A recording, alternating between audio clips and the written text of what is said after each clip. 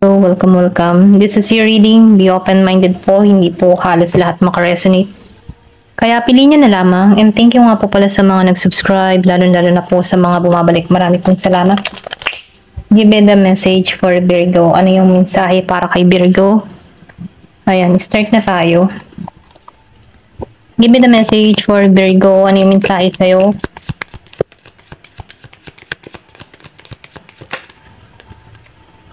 Meron ka ditong The Empress.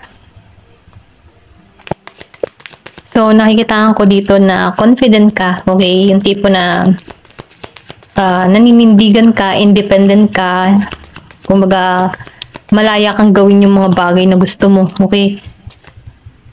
Hindi ka controlling or hindi ka nagpapakontrol sa iba. Ganyan yung energy mo. Then, nakikitaan ko rin dito yung pagiging mo mapag-aruga, mapagmahal ka, lalo-lalo na kung may anak ka, no? Mapagmahal ka sa iyong anak, ayan, sa iyong asawa, ganun. Ganun yung energy mo. Alam mo yung tungkulin mo bilang isang magulang, ganyan. Give me the message. Ano pa yung mensahe? So, nakita ko dito, no, na ikaw yung tipo ng tao na masayahin, okay? Kumbaga, no, aktibo ka, yung tipong ganun. Yung energetic ka, buhay na buhay, ayan. Kumbaga kapag once na merong magandang nangyayari, alam lahat ng pamilya mo, okay? Ganon yung energy mo eh. Napakataas, ayan. Ito lang nafe-feel ko, no? Then, nakikitaan ko rin dito, no, yung pagiging mong young energy, okay? Masayahin ka, hindi ka nawawalan ng pag-asa. Ganon lang yung energy mo. Ito lang nafe-feel ko sa'yo. So, ikaw yung tipo ng tao na kahit merong masasakit na nangyayari or nararanasan sa buhay ay hindi ka madaling sumuko. Ayan. Ito lang yung nakikita ko. So, meron ditong Year of the Snake.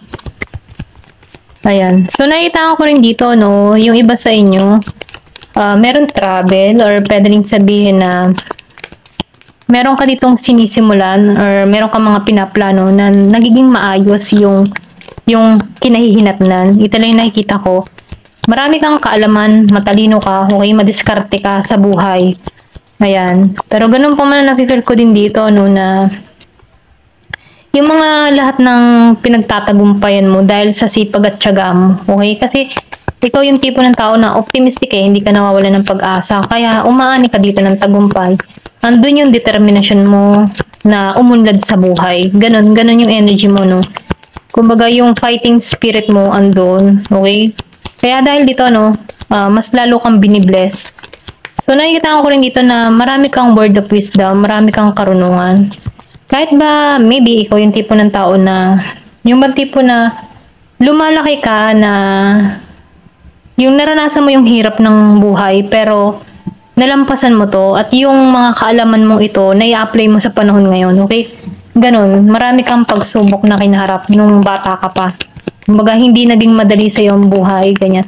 Hindi katulad nung ibang bata na nabibili yung gusto, okay? Ikaw hindi. Nafe-feel ko dito na maagap kang bata na nagtaratrabaho, okay? Ganun. Give me the message. So, the Hermit. So, nakita ko rin dito, no? Ikaw yung tipo ng tao na nalalaman mo, okay? Once na meron kang hinahanap, ano? Or meron kang mga tanong sa sarili mo, natutuklasan mo yung sagot. Kasi or ipinagkakaloob sa'yo dito yung sagot, okay? Alam mo yung ano, yung meron kang nalalaman, meron kang inner knowing, okay? Marami kang kaalaman, okay? Pwede rin sabihin ito yung nag-uudyok sa'yo kung bakit nagiging kang matagumpay kahit may mga nararanasan kang pagsubok sa buhay. Madali mo tong naalisan, okay? Kasi alam mo, okay? Kumbaga, may talino ka. Ayun, ito lang na-feel ko sa'yo, okay? Give me the message. So, nakikita ko rin dito, no, na magtatagumpay ka. Kaya, kumbaga, mahilig ka mag-search once na meron kang tinutuklas, mahilig kang maniliksik, okay? Ganun. Give me the message. Inaalam mo talaga, kunyari, merong halimbawa bagay, okay? Kunyari, cellphone, hindi ka marunong mag-cellphone. For example, hindi ka marunong mag-cellphone. Tinutuklas mo talaga kung paano, okay? Inaalam mo talaga kung paano para hindi ka mahuli sa iba. Ganun. Ito lang yung nakikita ko, no? Meron ditong Page of Cups. So, nakikita ko dito talaga yung pagiging mo, yung mapagmahal ka sa kapwa mo, okay? Positive ka lang, ayan. Kumbaga yung energy mo dito ay masaya, ganun. Ito lang nakifeel ko, punong-puno ka ng hope, hindi ka nawawala ng pag-asa sa mga nagaganap sa'yo, okay? So, meron ditong Three of Pentacles. Yung iba sa inyo, nakikita ko dito na makakamit mo kung ano man yung minimithi mo. Nakifeel ko dito yung travel, okay? Kung meron kang apply ibang bansa, abroad, meron ditong pag-alis. Ito na napipil ko. And then, nakikitaan ko rin dito na gusto mo makaipon. Okay? Ito na napipil ko. Kumbaga, yung mga tinatrabaho mo ay unti-unti na, or pwede rin sabihin, nangangarap ka dito na gusto ko itong marating, gusto ko itong makamit, ganun. Kasi andun yung andun yung adhikain mo or andun yung pagnanais mo na makamit itong mga bagay-bagay na to. Ganun lang yung energy mo, no? So, meron ditong Six of Cups reverse. Pero ganun po man, nafe-feel ko dito na nasaktan ka din sa larangan ng pag-ibig, okay? Meron ditong tao na pwedeng hindi nagtuloy sa'yo, hindi tumuloy yung panliligaw nito, okay? May na alintana or may naudlot, ganyan. Ito lang nakikita ko. Meron dito hindi nagpatuloy. So, Eight of Swords. Kasi nakikita ko dito na wala tong lakas, okay? Wala tong lakas na humarap sa'yo, okay? May pagka to selfish or pwede rin sabihin na arrogante, okay? Walang isang salita, ganun, okay? Kaya itong tao nito, pwedeng inalis to sa'yo. Dito lang nakikil ko. Tinanggal to sa'yo kasi hindi siya compatible sa'yo. Okay, ito lang yung nakikita ko. So, nakitaan ko rin dito, no? Mahirap kasi yung sitwasyon mo dito sa tao nito or pwede rin sabihin na ayaw mo dito, okay? Pero ganun pa man, nafe-feel ko dito, nakaraos ka dito na nakapag-heal ka, umaayos at nagtatagumpay ka na dito. Kasi nafe-feel ko dito, meron ka ditong past person or meron kang person dito na hindi naging totoo, hindi siya caring sa'yo, okay? Pwede rin madamo to, ayan. Pero ganun pa man, binibless ka dito. Ito lang nafe-feel ko. Hindi halos lahat, kung meron ka man ditong kadiling na Virgo, Capricorn, Taurus, ayan, itong tao na to ay inalisan mo, okay? Give me the message. Ano pa yung mensahe? So, meron din ditong tao na nanchichismis, okay? Nanchichismis sa'yo. Kung meron ka mga pinagsabihan ng sekreto mo, chinichismis nito, okay? Kumbaga, pwedeng sinisiraan ka nito, talikuran, ayan. Give me the message. Pwedeng kilala mo na rin to or nahuli mo na to, no? Kung sino tong nagtatrider sa'yo, chinichismis ka nito.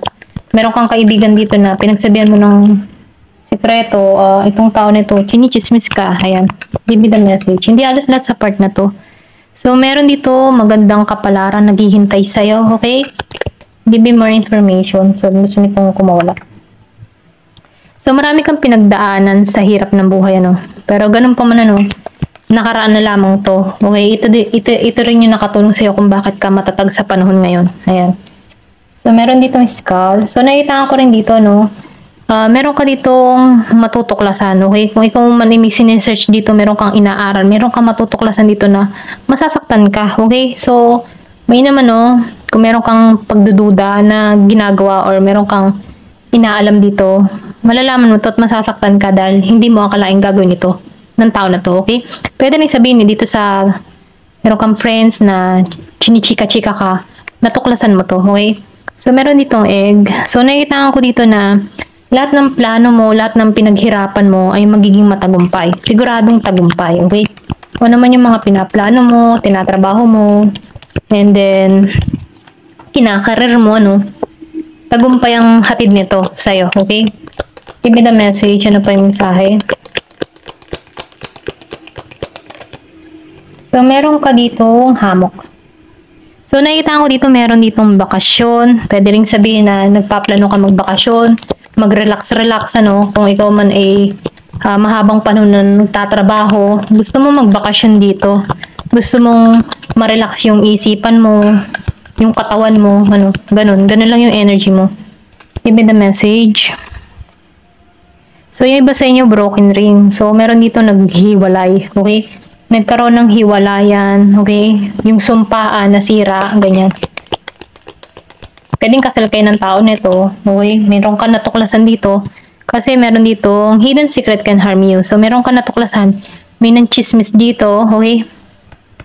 So, meron dito, naghiwalay. Pero ganun pa man na nafe-feel ko dito, protektado ka. Okay? Kaya huwag ka mag-alala, protektado ka. Give me the message. Last. Ayan. So, temporary situation lang to. Or temporary problem. Matatapos din to, no? Kung nahihirapan ka man, magagawan mo to ng paraan kasi kaya mo to. Ito lang yung mensahe, no? Ayan. Thank you for watching. Love and peace.